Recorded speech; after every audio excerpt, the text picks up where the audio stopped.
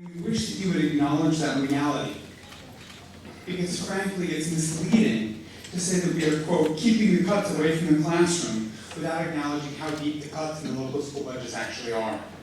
What is the total number of cuts in the school budgets? And I know that you've claimed that they're not final budgets, but in the budgets as they currently exist, what are they? Are we talking about $200 million? I feel like we owe it to the people of Chicago to tell the truth about that number.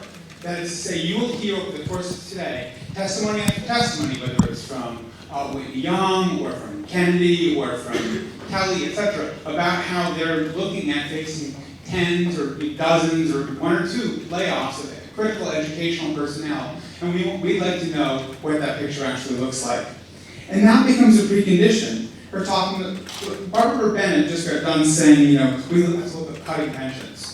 From the point of view of the organization that represents teachers and many retired teachers as well, we're cutting pensions means taking the food out of the mouths of retired teachers in many cases, people who don't get Social Security, an average pension of $40,000 a year. That's what we're talking about. I guess they want to cut that quite dramatically by $145 billion. That's one of the proposals on the table.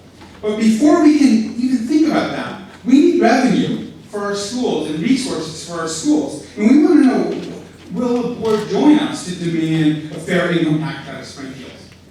We want to know, will the board join us in the call for the mayor to declare a tip surplus and return those surpluses to the schools?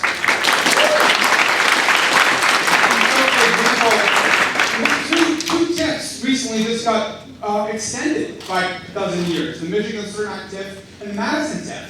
And those monies are now going to be used to fund a $55 million taxing TIF funded stadium plan for Nepal and a hotel that goes with it. And it's moving precisely in the wrong direction. If we're truly revenue starved, we need to see a good faith effort to actually pursue revenue.